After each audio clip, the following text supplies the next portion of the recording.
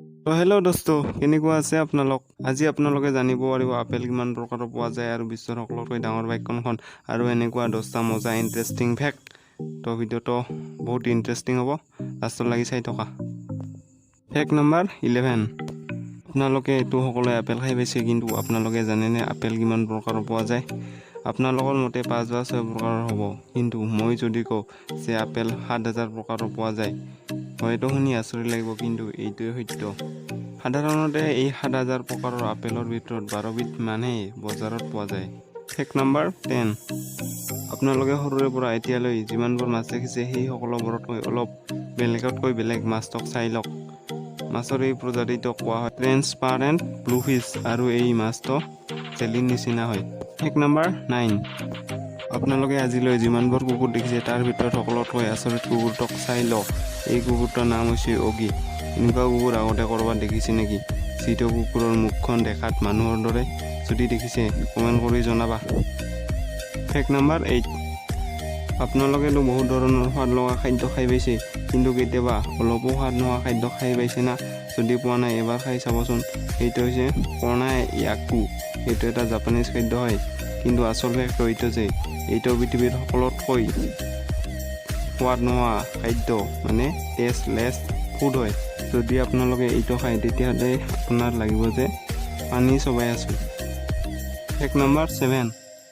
আপোনালোকে জানেনে এনেকুৱা কি জীৱ আছে যাৰ 3টা দিল, মানে 3টা হৃদপিণ্ড আৰু 8খন ঠেং আছে? যদি নেজানে শুনক, সেইটো হ'ল অক্টোপাছ। Fact number 6।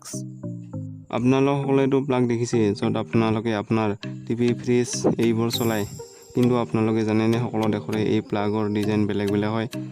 আপুনি আপোনাৰ মোবাইলৰ স্ক্ৰীণত বিভিন্ন দেশৰ প্লাগৰ ডিজাইন কেনেকুৱা আচৰিত ধৰণৰ হয় দেখিবলৈ পাইছে।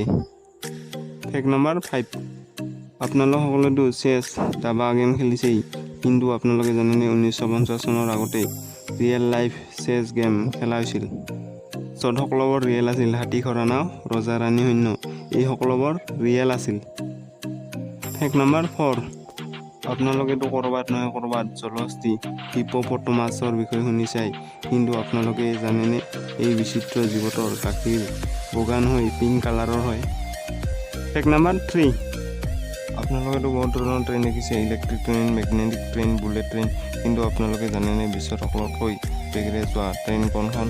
এইখন হৈছে চাংঘাই মাগলেভ, আৰু এইখনৰ স্পীড হ'ল 431 কিলোমিটাৰ প্ৰতি ঘণ্টা। Fact number 2। এই পৃথিৱীখনৰ যিমানবোৰ দেশ আছে সকলোৰে পতাকাৰ আকৃতি হয়তো আয়তাকাৰৰ নতুবা বৰ্গাকৃতিৰ হয়, কিন্তু এই পৃথিৱীখনৰ নেপাল এনেকুৱা এখন দেশ যাৰ পতাকাৰ আকৃতি না আয়তাকাৰৰ হয় না বৰ্গাকৃতিৰ হয়। ইয়াৰ ফ্লেগখন নেপাল চৰকাৰে বনোৱা এখন ইউনিক ফ্লেগ হয়। Fact number 1।